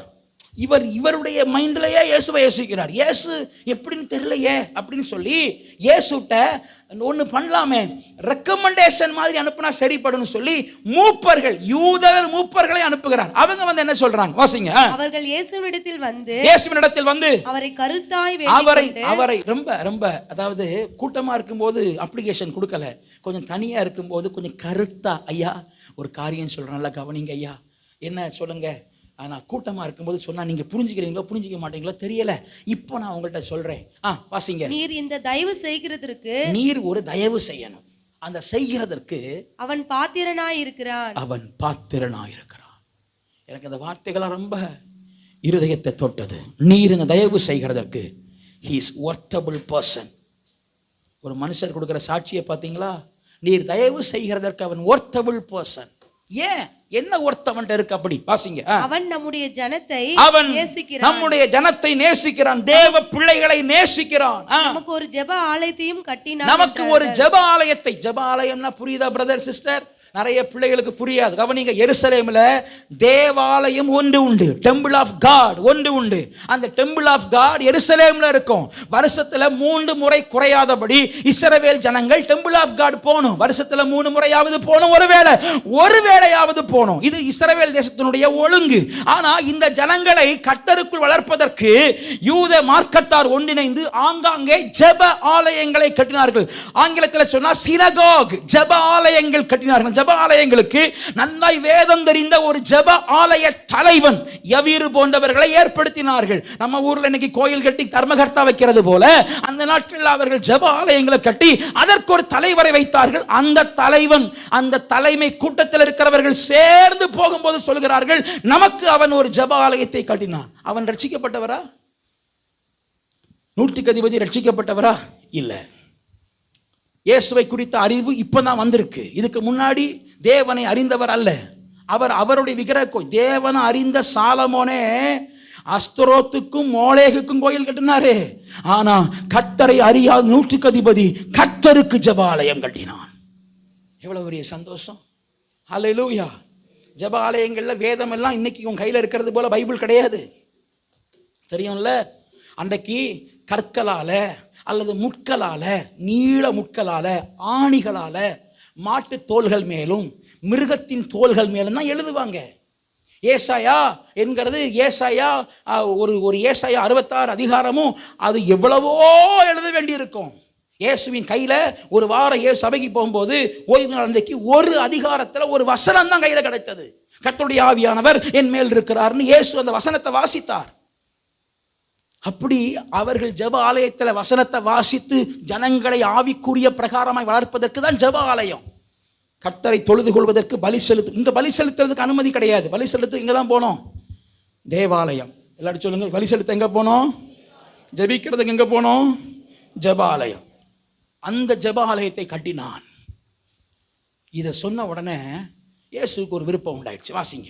அப்பொழுது இயேசு அவர்களுடனே கூட போனார். போயிட்டார், கூட போயிட்டார். வீட்டுக்கு சமீபமான போது நூற்றுக்கு அதிபதி தன் சிநேகிதரை நோக்கி, நீங்கள் அவரிடத்தில் போய், நான் வரமாட்டேன், நீங்க போய், நீர் வருத்தப்பட வேண்டாம், ஐயா வருத்தப்பட வேண்டாம், வீட்டு வாசலுக்குள் பிரவேசி, இவ்வளவு தூரம் உங்களை கூட்டிட்டு வந்துட்டு வீட்டுக்குள்ள கொண்டு போய் வருத்தப்பட வேண்டாம். நீர் என் வீட்டுக்கு வர்ற அளவுக்கு நான் பாத்திரன், என் வீடு ஒர்த்தபிள் வீடு கிடையாது. ஏன்னா என் வீட்டில் சிகரெட் குடிக்கிறவங்க வர்றான், எல்லா பார்ட்டி கொண்டாடுறவங்க வர்றான், எல்லாரும் வர்றான், பல ஆட்கள். உம்முடைய கால் பரிசுத்தமான கால், இங்க பட வேண்டாம், இதுக்கு தகுதியே இல்லை. அடுத்து நான் உம்மிடத்தில் வரவும், நான் உங்களை வந்து சந்திக்கலாம்னா எனக்கு அந்த அளவுக்கு ஒர்த்தபிள் பர்சன் நான் கிடையாது, எனக்கும் தகுதி கிடையாது. நீர் வர்றதுக்கு நான் தகுதி இல்லை, நான் வர்றதுக்கும் நான் தகுதி இல்லை. அதனால ஒரு வார்த்தை சொல்லும், அப்பொழுது என் வேலைக்காரன் சுஸ்தமாவான். இதை கேட்ட உடனே இயேசு ரொம்ப எக்ஸைட்மெண்ட் ஆயிட்டார். ரொம்ப ரொம்ப என்ன சொல்ற தெரியுமா? திரும்பி பார்த்து வாசிங்க சிஸ்டர். நான் அதிகாரத்துக்கு இல்ல இல்ல இல்ல இயேசு இவைகளை கேட்டு, இயேசு இவைகளை கேட்டு அவனை குறித்து ஆச்சரியப்பட்டு திரும்பி தமக்கு பின் செல்லுகிற திரளான கூட்டங்களை நோக்கி, இஸ்ரவேலருக்குள்ளும் நான் இப்படிப்பட்ட விசுவாசத்தை காணவில்லை என்று உங்களுக்கு இவ்வளவு நாள் இஸ்ரவேலுக்கெல்லாம் நான் ஊழியத்துக்கு போயிருக்கேனப்பா, ஒரு ஆளுக்கு இப்படி ஒரு விசுவாசம் இல்லையாப்பா. கர்த்தரை நினைக்க வைத்த, ஆச்சரியப்பட வைத்த ஒரு விசுவாசம். நான் உங்கள்கிட்ட கேட்குறேன், இந்த நூற்றுக்கு அதிபதியின் 2 செயல்கள் எனக்கு ரொம்ப பிடிச்சிருந்துச்சு. 1, அவன் ஜெப ஆலயத்தை கட்டினான். 2, அவன் ஆண்டவரை குறித்து அவ்வளவு விசுவாசித்தான். உங்களுக்கு விசுவாசம் இருக்கா? பாஸ்டர் எங்க பேர் என்ன நினைக்கிறீங்க? எங்க பேரே விசுவாசி. நான் விசுவாசியா இல்லையான்னு கேட்கல, உங்களுக்கு விசுவாசம் இருக்கான்னு தான் கேட்டேன். விசுவாசம் இருக்கா? விசுவாசம் இருக்கா? ஆண்டவர்கிட்ட தானே ஜெபம் பண்றீங்க எல்லாத்துக்கும்.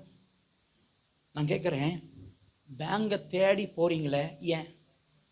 லோனுக்கு யாரை தேடி போவீங்க? பேங்கை தேடி. ஏன்? பேங்கில் என்ன இருக்கு? பணம் இருக்குன்னு நம்பி தானே போறீங்க. நான் சொல்றதுக்கு சரியா தப்பா? பேங்க்ல பணம் இருக்குன்னு நம்பி தானே போறீங்க. உங்க பிரச்சனைக்கு சொல்யூஷன் யார்கிட்ட நினைக்கிறீங்க? இருக்கா? உண்மையிலையா? அப்ப அவரை தானே தேடி போவீங்க.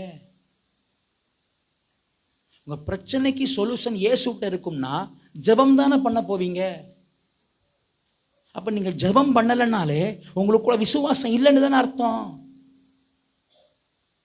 அல்லேலூயா. ஜெபம் பண்ணலைன்னா இயேசு யாரு, என்ன அவர் என்ன செய்ய முடியும்? ஆகிய பிள்ளைகளுக்கு சொல்றேன், விசுவாசம் இருக்கும்னா அவரை சார்ந்து கொள்ளுவான். ஒரு வார்த்தை சொல்லும், ஒரு வார்த்தை. இன்னைக்கு படிக்கிற பிள்ளைகளுக்கு சொல்றேன், உன் குடும்ப சூழ்நிலை என்ன வேணா இருக்கட்டும், இயேசு ஒரு வார்த்தை சொன்னா உன் குடும்ப சூழ்நிலை தலைகீழா மாறும். அல்லேலூயா. எனக்கு ரொம்ப வருத்தம், எத்தனையோ பிள்ளைகள் கர்த்தரை நம்புறாங்களே. அங்கே சந்தோஷ் நகரில் ஆண்டவருடைய வார்த்தையை நான் கடைசியில் பிரசங்கிக்கும் போது நிறைய பிள்ளைகள் அழுது ஒப்பு கொடுத்தாங்க. நான் நேற்றைக்கு அவலூர்பேட்டைக்கு போயிருக்கிறேன், அங்கேயும் பிரதர்ஸ் வந்து பாஸ்டர் அங்கே நடத்தினது போல் கொஞ்சம் ஜெபத்தில் நடத்துங்கன்ட்டாங்க. நான் சொன்னேன், அங்கேயாவது மைக் இருந்துச்சிங்க? ஒன்றும் இல்லையா? இல்லை நீங்கள் பேசுங்க. மைக்கும் இல்லை, ஒன்றும் இல்லை. நான் பாட்டுக்கு ஒரு 15 நிமிஷம் பேசலான்னு ஆசைப்பட்டேன். பிறகு பார்த்தா ஒரு அரை மணி நேரம் 3/4 மணி நேரத்துக்கிட்ட பேசிட்டேன். பேசிட்டு இந்த பிள்ளைகளுக்காக ஜெபம் பண்ணேன். எனக்கு ரொம்ப ஆச்சரியம், பெண் பிள்ளைகள், பெரிய பிள்ளைகள், வளர்ந்த தம்பிமார் அழுது கர்த்தருக்கு தங்களை ஒப்பு கொடுத்தார். ஏன்னா இப்போ நான் வந்து சொல்யூஷன் ஜீசஸ் அப்படி காட்டின உடனே அவன் அதை பார்க்குறான்.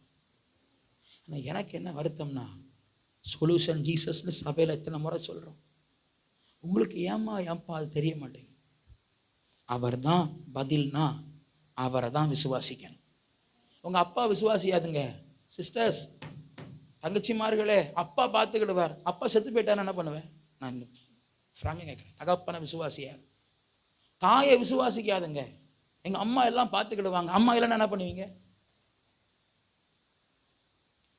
நான் சொல்கிறது உங்களுக்கு வருத்தமாக இருக்கா?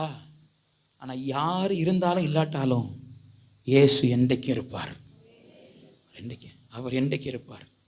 அவரை நம்பு. அவர்தான் உன் பிரச்சனைகளுக்கு சொல்யூஷன், உன் போராட்டங்களுக்கு பதில். ஸ்தோத்திரம்.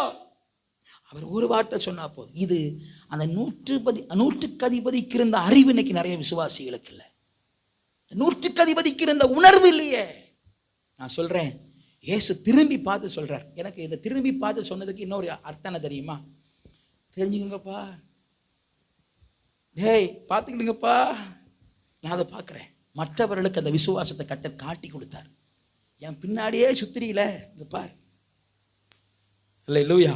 படிக்கிற பிள்ளையை காட்டி கொடுத்து இங்க பார், அவன் படிக்கிறத பார், அப்படி சொல்றாங்கல்ல. அது மாதிரி இயேசு இங்க வந்த ரெஸ்பான்ஸை பார்த்து பாரு, நீ இஸ்ரவேல்னு அலைகிறா, அங்க பாரு, அவனுக்குள்ள இருக்கிற விசுவாசம் உனக்குள்ள இல்லையாப்பா அப்படிங்கிறதுக்கு அர்த்தம். எனக்கு ஒரு ஆசை, இயேசு மெச்சிக்கொண்ட அந்த விசுவாசம் உங்களுக்குள்ள எனக்குள்ள வரணும். இயேசுவுக்காக அந்த அந்த நூற்றுக்கதிவு செய்தது போல கர்த்தருக்காக எதையாவது செய்யணும். அல்லேலூயா. நான் சொல்கிறேன், நான் ஒவ்வொரு முறையும் நானாக ப்ரெஷர் பண்ணி காரியங்கள் நடப்பிக்காம அவர்களிடத்தில் கொடுங்கள் இவர்களிடத்தில் கொடுங்கள்னா பலர் கொடுக்கறதே இல்லை. நான் பிறகு சபையில் என்கிட்ட வந்து சொல்லுவாங்க, பாஸ்டர் யாருமே செய்யலை பாஸ்டர், இங்கே பாருங்கள் பாஸ்டர், விடுங்க பிரதர்னு விட்டு போயிடுவேன். நான் இந்த முறை சொல்கிறேன், அந்த பிள்ளைகளுக்காக நீங்கள் ஆலயம் கட்ட வேண்டாம், பயப்படாதுங்க. அந்த பிள்ளைகளுக்காக 10 ஜாமெட்ரி பாக்ஸாக வாங்கி கொடுக்கணும். பக்கத்தில் கைப்பிடிச்சு சொல்லுங்க, பக்கத்தில் கை பிடிச்சி. செய்வியெல்லாம் செய்ய மாட்டீங்களா? அப்படி கேளுங்க, செய்வி. அல்லேலூயா. நினைவு, பரலோகத்தை நினைவு கூறுது. இந்த கொர்நேலி சம்பவம் எடுத்து வாசிங்க. நான் அது பிற்பாடாக வரல. இங்கே இருக்கு ஒரு அப்போஸ்தலர் நபிகள் 9ஆம் அதிகாரம் தானே, 10ஆம் அதிகாரம் வாசிங்க சிஸ்டர், வாசிங்க வாசிங்க. இத்தாலியா பட்டாளம் என்னப்பட்ட பட்டாளத்திலே 100க்கு அதிபதியாகிய, இங்கேயும் இவர் 100க்கு அதிபதி தான். எனக்கு தெரிஞ்சு ஒருவேளை அந்த 100க்கு அதிபதி இவர்கிட்ட பேசியிருப்பாரோ தெரியல. 2 பேரும் ஒன்னா ஃப்ரெண்ட்ஸா இருந்திருப்பாங்களோ. 2 பேரும் 100க்கு அதிபதி கொர்நேலி எனும் பேர் கொண்ட ஒரு மனுஷன் செசரியா பட்டணத்தில் இருந்தான். தேவபக்தி உள்ளவனும் வீட்டார் அனைவரோடு கூட கர்த்தருக்கு பயந்தவனுமாய் இருந்து ஜனங்களுக்கு மிகுந்த தர்மங்களை செய்து எப்பொழுதும் தேவனை நோக்கி ஜெபம் பண்ணி கொண்டிருந்தான். வரவும் கொர்நேலியுவே என்று அழைக்கவும் பிரத்யட்சமாய் தரிசனம் கண்டு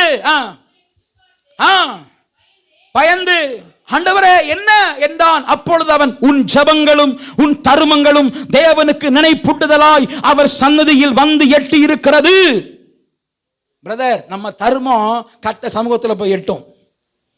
அல்லேலூயா. நான் தெளிவா சொல்றேன். இங்க பாருங்க, நான் சபை கட்ட கேட்கல, இல்ல நம்ம சர்ச்சில் ஒரு பொருள் வாங்குறதுக்கு சொல்லல. ஏதோ கிராமங்களில் உள்ள பிள்ளைகளுக்கு படிப்புக்காக அவர்களுக்கு உபகரணம் வாங்குவதற்கு நான் சொல்றேன், நீங்க செய்கிற அந்த சின்ன தருமம் கர்த்தர் சமூகத்தில் உங்களை நினைக்க வைக்கும். ஆமென். நினைக்க வைக்குமா? நினைக்க வைக்காதா? இந்த விஷயத்துல மட்டும் சொல்லல, கர்த்தருக்காக நீங்க என்னென்ன செய்றீங்களோ அது கர்த்தரை உங்களை நினைக்க வைக்கும். கர்த்தர் உங்களை நினைக்க வைக்கும். அது அல்லேலூயா. அந்த எண்ணத்தோட செய்யணும். அவன் செய்தான். இன்னும் ஒரு சம்பவத்தை மாத்திரம், ஏசப்பா டைம் ஆயிடுச்சு, ஆனாலும் லூக்கா 8ஆம் அதிகாரம் நமக்கு தெரிந்த வேத பகுதி 43 முதல் வாசிக்கலாமா? அப்பொழுது 12 வருஷமாய் பெரும்பாடு உள்ள தன் ஆஸ்திகளை எல்லாம் வைத்தியர்களுக்கு செலவழித்தும் ஒருவனாலும் சொஸ்தமாக்கப்படாதிருந்த ஒரு ஸ்திரீ அவருக்கு பின்னாக வந்து, மைக்கான் இருக்கிறீங்களா, வஸ்திரத்தின் ஓரத்தை தொட்டாள். உடனே அவளுடைய பெரும்பாடு. கவனிங்க, இங்க இயேசு திரும்பி பார்த்து, மகளே பயப்படாதே, உன் விசுவாசம், அந்த விசுவாசத்தை மெச்சிக்கொள்ளுகிறார். ஏன் அப்படின்னா இவள் பட்ட பிரயாசம் அப்படி. கவனிங்க, என்ன கவனிங்க, இப்ப வசனத்தை கவனிக்க வேண்டாம். பெரும்பாடு, குஷ்டரோகம், இந்த 2 வியாதிகளும் இஸ்ரவேல் தேசத்தில் மிகுந்த தீட்டு என அருவருக்கப்பட்ட வியாதி. இந்த வியாதிக்காரங்கள் வெளியே வரக்கூடாது, குஷ்டரோகி ஊருக்குள்ளேயே வரக்கூடாது, அட்லீஸ்ட் பெரும்பாடு உள்ள சகோதரிமார் வெளியே வரக்கூடாது. அவர்களுக்கு ஆசாரியன் முத்திரை குத்தி அவர்களை உள்ள வச்சிடணும், தீட்டுப்பட்டவர்கள் அப்படி வச்சிடணும். இந்த சகோதரிக்கு 12 வருஷம் பெரும்பாடு. என்ன 12 வருஷம் உதிரப்போக்கு. என்ன செய்யும் இந்த சிஸ்டர்? இவங்க அப்பா அம்மா இருந்தாங்களான்னு தெரியல, ஆனா இவங்களுக்காக முழு சொத்தையும் செலவழிச்சிட்டாங்க. சற்றாயிலும் சுகம் இல்லை, கொஞ்சம் கூட சரியாகல. இவங்க இயேசுவை தேடி வர்றாங்க. வரக்கூடாது, வர்றாங்க. வரக்கூடாது. உங்களை யார் கை பிடிச்சி கட்டி வைக்கலையே சிஸ்டர், ஆண்டவரை தேடுறதுக்கு உங்களுக்கு என்ன நெருக்கமும் இல்லையே. இந்த சிஸ்டர் வரக்கூடாது, வரக்கூடாது. ஆனா வந்தாங்க. வந்து பின்னாக எனக்கு தெரியல இவங்க எப்படி வந்தாங்கன்னு தெரியல. முகத்தை காட்டிட்டு வர முடியாது, ஏன்னா இந்த சகோதரிக்கு இந்த வியாதின்னு அந்த ஊருக்கு என்ன செய்யும் தெரியும். இன்னைக்கு நேரத்துக்கு இல்லை, 12 வருஷம் எல்லாருக்கும். ஏன்பா அந்த பிள்ளைய கல்யாணம் பண்ணி கொடுக்காம இருக்கீங்க, அந்த பிள்ளைக்கு உடம்பு சரியில்லைங்க, இப்படி ஊருக்கே தெரியும், ஊர் உலகத்துக்கு தெரியும். அந்த டாக்டர் இருக்காங்க போங்க, அந்த டாக்டர்கிட்ட போங்கன்னு நிறைய பேர் டாக்டர்களை ரெக்கமெண்ட் பண்ணாங்க. ஊருக்கு தெரிந்த ஒரு சகோதரி முகத்தை காட்டிட்டு வர முடியாது. நான் விசுவாசிக்கிறேன், முகத்தை மூடினாலும் பிரச்சனை. ஏன் கூட்டத்தில் ஒரு ஆளு தலையை பிடிச்சி ஏமா முகத்தை மூடிட்டு வரேன்னு சொல்லி பிரச்சனை பண்ண என்ன பண்ண முடியும்? ஆனால் அந்த சிஸ்டருடைய விசுவாசமே தனி. எப்படியாவது இயேசுவை தொடணும். அல்லேலூயா. எனக்கு ஆனால் இந்த ப்ராசஸில் சிஸ்டர் பிரதர், இந்த ப்ராசஸில் எங்கே வேணா பிரச்சனை உண்டாகலாம். ஆனால் தேவ பரலோகம் பார்த்ததுனால இந்த ப்ராசஸ் கடைசி வரைக்கும் நடக்கும்படி கர்த்தர் அனுமதித்தார். எங்கே வேணா பிரச்சனை உண்டாகலாம் தெரியுமா? எங்கே வேணா இந்த சகோதரர் தடுக்கப்படலாம், எங்கேயும் தடுக்கப்படலை. கிருபை அவ தேடணும்னு ஆசைப்பட்டதுனால. நான் சொல்லட்டா, நான் உபவாசம் பண்ணா இப்படி ஆகும், கிருபை பாதுகாக்கும். உங்க ப்ராசஸை கர்த்தர் பாதுகாப்பார். நீங்க ஏன் சந்தேகப்படுறீங்க? நான் ஆண்டவரை தேடி வந்தா என் பிள்ளைக்கு கல்யாணம் பண்ண பொண்ணு கிடைக்காது, மாப்பிள்ளை கிடைக்காது. யார் சொன்னது? அந்த நாள் வரைக்கும் அவர் நேர்த்தியாய் நடத்துவதற்கு வல்லமை உள்ளவர் அல்லவா? யார் சொன்னா? நீங்க கர்த்தருக்காக ஒரு ப்ராசஸ் எடுக்க ஆரம்பிச்சிட்டீங்கன்னா பிரதர், அந்த ப்ராசஸை கடைசி வரைக்கும் ஜெயமாய் நடத்துவதற்கு நாம் ஆராதிக்கிற தேவன் வல்லமை உள்ளவர் தான். அவள் தகுதி இல்லை, வரக்கூடாது. முக்காடு போட்டா பிடிச்சி தலையை தூக்கி யாருமா நீ எதுக்குமா வந்தேன்னு ஊர் அசிங்கப்படுத்திரும். இவ்வளவு சூழ்நிலையும் தாண்டி இயேசுவிடத்தில் இயேசு பார்த்தார், அவள் விசுவாசத்தை இயேசு பார்த்தார். நான் இயேசுவோட கூட சேர்ந்து இந்த காரியத்தை பார்க்குறேன். அந்த அம்மாவுடைய பிரயாசத்தை பார்த்தீங்களா? பிரயாசத்துக்கு பலன் கிடைத்தது. இன்னைக்கு உங்களுக்கு சொல்கிறேன், நீங்கள் சபைக்கு வருகிற பிரயாசத்தை கர்த்தர் மறக்க மாட்டார். நீங்கள் ஆண்டவரை தேடி வருகிற பிரயாசத்தை அவர் நினைப்பார். சில குடும்பங்கள் எளிதாக வரல, சில குடும்பங்கள் பல பிரச்சனைகளுக்கு பிறகு வர்றீங்க, சில ரகசியமாக சபைக்கு வர்றீங்க. நான் சொல்லுகிறேன், இந்த பிரயாசங்களை பார்க்கிற ஒரு தகப்பன், நான் சொல்கிறேன், அவர் நம்மை நினைத்திருக்கிறார், நம்மை அவர் ஆசீர்வதிப்பார். தம்பி நான் சொல்கிறேன், இந்த எந்த பிரயாசமும் இல்லாமல் நோ, அவர் நினைக்கிறது மாதிரி ஏதாவது செய்யுங்கப்பா. அவர் நினைக்கிறது மாதிரி. அல்லேலூயா. பிரேசன் சின்ன வயசில் நான் அந்த கேசவன் ஸ்கூலில், அப்போ சிபிஎஸ்சி ஸ்கூலில் படிச்சுட்டு இருந்தான். அப்போ நான் ஸ்கூலுக்கு கொண்டு விடும்போது டேடி ஏன் இந்த ரோடு இப்படி போட்டிருக்காங்கன்னு, அங்கேருந்து வண்டி வரும்டா அதனால போட்டிருக்காங்க. ஏன் அப்படி வண்டி வந்தால் என்ன ஆகும்? இப்படி சும்மா இடக்கு முடக்க கேள்வி கேட்பா. நான் சொன்னேன், வண்டி வந்தால் இடிச்சிரும், இப்போ நம்ம போகிறோம், நம்மளை இடிச்சிருச்சுன்னா அப்படி நான் சொன்னேன், ஆண்டு இடிக்க விட மாட்டாருடா அப்படி சொல்லுவேன். ஏன்னா அவர் நம்ம நினைக்கிறார். அல்லேலூயா. நான் பெருமையாக சொல்ல நினைக்க வேண்டாம். என் மனசில் எத்தனையோ வாலிபர்கள் உலகத்தில் உல்லாசமாக இருக்கும்போது என் வாலிபம் கர்த்தருக்காக தான் இருந்துச்சு. அதை நான் அப்படி யோசிப்பேன். ஸ்கூல் முடிப்பேன், வீட்டுக்கு வருவேன், ஜோல்னா பையை மாட்டுவேன், ட்ராக்ஸை போடுவேன், தெருவா இயேசுவை பற்றி சொல்லுவேன். இன்னொரு வாலிபனை போல தியேட்டருக்கு போகிறதுக்கு எனக்கு தோணலை, ஆடம்பரமாக வாழ்கிறதுக்கு எனக்கு தோணலை. நான் இயேசுக்காக தான் என் வாலிபத்தை செலவு பண்ணேன். எனக்கு தைரியமாக சொல்ல முடியும், இன்னைக்கு வரைக்கும் என் வாலிபத்தில் ஒரு நாள் கூட நான் I never spend for world, I spend for God. ஆண்டவருக்காக தான் செலவு பண்ணேன். சபையில் இருப்பேன், சபையை சுத்தம் பண்ணுவேன், சபையை கிளீன் பண்ணுவேன், ஆண்டவருக்காக வாழ்ந்தேன். எனக்கு எத்தனையோ வாய்ப்புகள் நாகர்கோயிலில் வந்தது, எத்தனையோ ஊழியர்கள் என்னை விரும்பினார்கள். பாஸ்டர் எனக்கு பாவம், அவரை நினைச்சு எனக்கு வருத்தம். நான் அவரை விடவே மாட்டார். நான் திருவண்ணாமலேருந்து வந்து ஊழியர் செய்கிறேன்னு கேள்விப்பட்ட பிறகு நான் நாகர்கோயிலில் ஒரு கன்வென்ஷனில் பிரசங்கம் பண்ணுறேன்னு சொல்லி அந்த கன்வென்ஷன் கூட்டத்துக்கு என் கல்யாணத்துக்கு வந்தார்.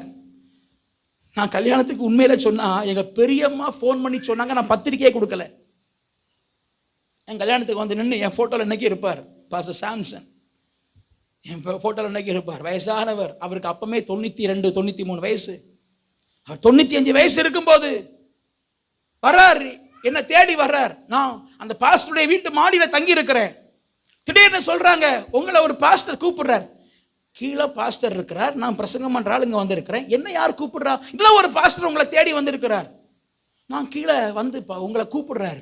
ஏன்னா அவர் சைல வண்டி பிடிச்சி வந்துட்டார், வாடகை கார் பிடிச்சி வந்துட்டார். வந்தவருக்கு கார்ல இருந்து இறங்க முடியல கீழே.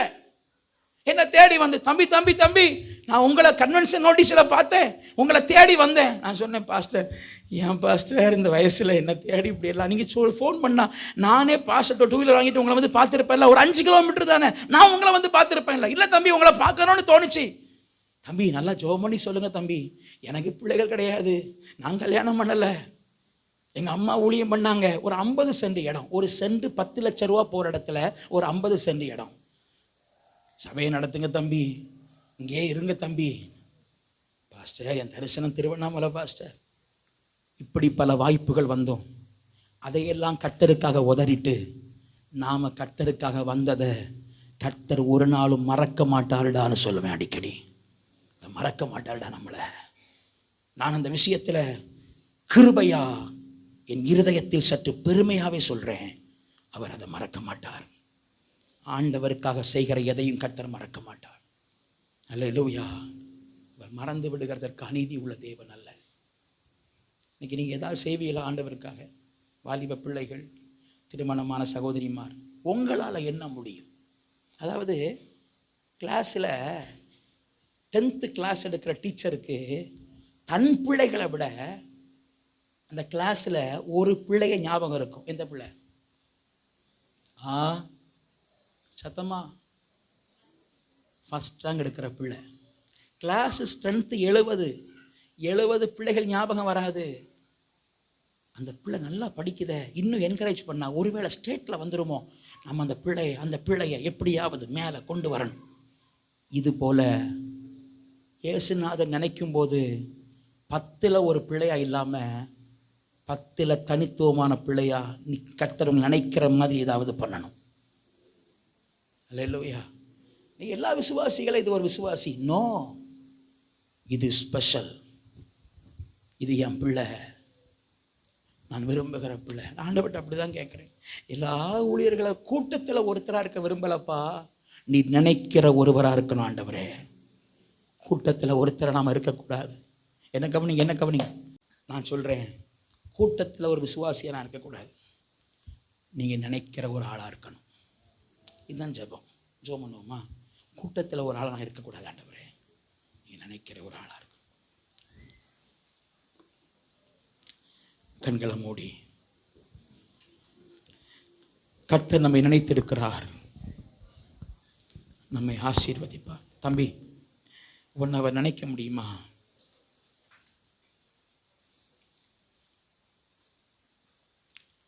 ஸ்தோத்திரம், ஸ்தோத்திரம். கூட்டத்தில் ஒரு ஆளா இல்ல, உன்னை அவர் நினைக்கும்படி ஒரு வாழ்க்கை. நான் ஜெபித்து முடிக்க போறதுக்கு முன்னாடி உங்கள்கிட்ட கொஞ்சம் நம்ம அன்பா சொல்றேன். கூட்டத்தில் ஒரு ஆளா நீங்க இருக்கக்கூடாது சிஸ்டர், பிரதர். கூட்டத்தில் ஒரு ஆளா இருக்க வேண்டாம். அவன் நினைக்கிற அளவுக்கு. பெத்தானியா எப்போ போனாலும் மரியாளை இயேசுவுக்கு ரொம்ப பிடிக்கும், லாசர் வீட்டை ரொம்ப பிடிக்கும். பெத்தானியா போனா அங்கதான் போவார். சோதரா, உங்களை பிடிக்கிற மாதிரி நான் வாழணும் ஆண்டவரே. நீங்க உங்களுக்கு பிடிக்கிற மாதிரி ஏதாவது செய்யணும் ஆண்டவரே. உங்களுக்கு பிடிக்கிற மாதிரி விசுவாசிக்கணும்ப்பா. உங்களுக்கு பிடிக்கிற மாதிரி உங்களை தேடணும் ஆண்டவரே. உங்களுக்கு பிடிக்கிறது மாதிரி பிரயாசப்படணும்ப்பா. இந்த 4 காரியங்களை வச்சு ஜெபம் பண்ணுவோமா? உங்களுக்கு பிடிக்கிறது மாதிரி உங்களை தேடணும், உங்களுக்கு பிடிக்கிறது மாதிரி விசுவாசிக்கணும், உங்களுக்கு பிடிக்கிறது மாதிரி எதையாகிலும் செய்யணும், உங்களுக்கு பிடிக்கிற மாதிரி நாம் பிரயாசப்படணும். எதை செஞ்சாலும் மனுஷனுக்குன்னு செய்யாதுங்க, கர்த்தருக்குன்னு செய்யுங்க. ஹல்லேலூயா. Thank you Jesus. உங்களுக்கு பிடிக்கிறது மாதிரி. ஸ்தோத்திரா, ஸ்தோத்திரா. கண்ணை திறந்து பாருங்க. நான் உங்களோட சொல்றேன், ஏசப்பாவுக்கு பிடிக்கிற மாதிரி வாழ்வீங்களா? எல்லாரில் ஒரு ஆளாக இருக்கக்கூடாது. I should be the best one. எனக்கு கடந்த நாளில் ஒரு ஒரு ஒரு ஒரு வார்த்தை எனக்கு ரொம்ப பிடிச்சிச்சு. என்னென்னா, நான் அற்பமான மனுஷன். ஜோசப் பாஸ்டருடைய மருமகன் எனக்கு ஃபோன் பண்ணி, பாஸ்டர் நீங்கள் ஏன் இப்போ வர்றதில்லைன்னார். நான் சொன்னேன், நான் வர்றது இல்லையா? நீங்கள் தான் எனக்கு எந்த தகவலும் சொல்ல மாட்டேங்கிறீங்களே. என்னது ஏதாவது சிஸ்டத்துலேருந்து என் நம்பர் என் அட்ரஸ் எரேஸ் ஆகிருக்கு. நீங்கள் ஏன் வர மாட்டேங்கிறீங்க? நீங்கள் எதுவுமே சொல்ல மாட்டேங்கிறீங்களா பாஸ்டர்? இல்லை பாஸ்டர், அப்படி கிடையாது. அப்பா, அவங்க மாமா தான், சொந்த மாமா, நான் அவங்க அப்பா தான் கூப்பிடுவாங்க. அப்பா திருவண்ணாமலை நினச்சாலே உங்களை தானே பிடிக்கும். எனக்கு அந்த வார்த்தை ரொம்ப பிடிச்சி. அவர் தேவனா அப்படியெல்லாம் இல்லை, ஒரு ஊழியக்காரர் தான். நம்மளை பிடிக்குதே. திருவண்ணாமலைன்னு யோசித்தா வேற யார் பேரை ஜோசப் அப்பா சொல்லுவார்? உங்கள் பேர் தானே சொல்லுவார். நான் சொல்கிறேன், பரலோகம் திருவண்ணாமலையை பார்க்கும்போது ஒரு டாப் 10 பிலீவர்ஸ்னு தேடுனா உங்கள் பேர் என் பேர் வர முடியுமா பிரதர்? முதல் தரமான விசுவாசிகள்னு தேடுனா ஒருவேளை இல்லாமல் இருக்கலாம். நான் உங்களை குற்றவாளி ஆக்கிறதுக்கு நீங்கள் பிரசங்கம் பண்ணலை. அந்த நிலைமைக்கு வருவோமே. சின்சியராக ஒரு 5 நிமிஷம் ஜெபம் பண்ண போகிறோம். பாட்டெல்லாம் கிடையாது. சின்சியராக என்னை அப்படிப்பட்ட ஒரு நபராய் மாற்றும். உங்கள் இருதயத்துக்கு ஏற்றவனாய் மாற்றும். நீங்கள் பிடிக்கிற அளவுக்கு மாறுகிற ஒரு அனுபவம் எனக்கு தாரும். வாய்களை திறந்து ஜெபம் பண்ணுங்க. எல்லாரும் ஜெபம் பண்ணுங்க. நீங்கள் ஜெபம் பண்ணுங்க. இன்னைக்கு ஆண்டவர் மாற்ற விரும்புகிறார். சோத்ரான் அரிகாபாரா பௌஷாபாரா. பின்னாடி இருக்கிற சகோதரிமார் முதல் முன்னாடி இருக்கிற சின்ன பிள்ளைகள் வரைக்கும், பின்னாடி இருக்கிற பிரதர்ஸ் முதல் முன்னாடி இருக்கிற வரை இயேசுவுக்கு பிடித்தமானவங்களா மாறணும். அதான் ஆண்டவருக்கு விருப்பம். எல்லாரிலும் ஒருவரா அல்ல பிரதர். அவர் நினைக்கிறது மாதிரி, அவர் நினைத்து கொண்டே இருக்கிறது மாதிரி. ஓரா கஷம்பரா உடலபரதனா. தாவீது தூங்கினாலும் கர்த்தர் விட மாட்டார். அவன் மேல் நினைப்பா இருக்கிறார். எப்படி அவனை சிங்காசனத்துக்கு கொண்டு வரலான்னு கர்த்தருடைய சிந்தனையில எப்பொழுதும் தாவீதை நினைத்துக் கொண்டே இருந்தது போல, உங்களையும் என்னையும் ஆண்டவர் நினைத்துக் கொண்டே இருக்கிறது போல, அடிக்கடி அவர் ஞாபகத்துக்கு வருகிறது போல. சோதரம், நம்மை ஆண்டவர் நினைக்கிறது போல ஒரு வாழ்க்கை. இயேசு பரலோகம் நம்மை பார்க்கணும், அடிக்கடி நம்ம பேரை சொல்லணும். அதுபோல ஒரு மகிமைக்குரிய வாழ்க்கையை கர்த்தர் உங்களுக்கு தர விரும்புகிறார். உண்மை உள்ளவங்களா இவங்க, உண்மை உள்ளவங்க. ஜெபிக்கிறவங்களா இவங்க ஜெபிக்கிறவங்க. வேதம் வாசிக்கிறவங்களா இவங்க வேதம் வாசிக்கிறவங்க. பரலோகத்திலும் இயேசுவின் வாயிலும் உங்கள் பெயர் என்னுடைய பெயர் அடிக்கடி சொல்லப்படுகிறது போல ஒரு மகிமையின் வாழ்க்கையை நான் வாழணும்னு ஜெபம் பண்ணுங்க. சோதரம் சோதரம் சோதரம் சோதரம். என் குடும்பத்தை நீங்க சொல்லணும்னு சொல்லுங்க. என் பிள்ளைகளை நீங்க சொல்லணும்னு சொல்லுங்க. அடிக்கடி உங்களால் நினைக்கப்படுகிற ஒரு குடும்பமா என் குடும்பம் மாறணும். அடிக்கடி உங்களால பிரியப்படுத்தப்படுகிற ஒரு குடும்பமா என் குடும்பம் மாறணும். உங்க இருதயத்தை சந்தோஷப்படுத்துகிற ஒரு கர்த்தருடைய மனுஷனா நாங்க வாழணும். ஸ்தோத்திரம்பா. எங்களுக்கு வேற ஒண்ணு இன்னைக்கு வேண்டாம். நீங்க நினைக்கணும், அது போதும் எங்களுக்கு. நீங்க நினைக்கணும், எங்களை நினைச்சிட்டே இருக்கணும். நீங்க நினைக்கிறது மாதிரி நாங்க வாழணும் ஆண்டவரே. நீங்க நினைக்கிறது மாதிரி எங்க கிரியைகள் இருக்கணும் ஆண்டவரே. நீங்க நினைக்கிற அளவுக்கு நான் அடிக்கடி பரலோகத்திற்கு ஏதாவது ஒரு தாக்கத்தை கொடுத்து கொண்டே இருக்கிற, பரலோகத்தை என் பெயரை அடிக்கடி சொல்லும்படி நினைப்பூட்டிக் கொண்டே இருக்கிற ஒரு வாழ்க்கை எனக்கு தாரும் ஆண்டவரே. அது போதும், அது போதும். கர்த்தர் நம்மை நினைத்திருக்கிறார், நம்மை ஆசீர்வதிப்பார். நான் ஜெபித்து முடிக்க போகிறேன். பரிசுத்தமுள்ள பிதாவே, ஹோலி ஸ்பிரிட், எஸ் அப்படிங்களா ஆண்டவரே, எங்களை ஆசீர்வதியும், நினைத்து ஆசீர்வதியும். பெரிய பெரிய கல்லூரிகள் நினைக்காட்டாலும் நீங்கள் நினச்சிங்கன்னா போதும்ப்பா. எங்கள் பிள்ளைகள் எல்லாம் ஆசீர்வதிப்பதற்கு நீங்கள் நினைச்சா போதும். அப்படி செய்யும். இயேசுவின் நாமத்தில் பிதாவே.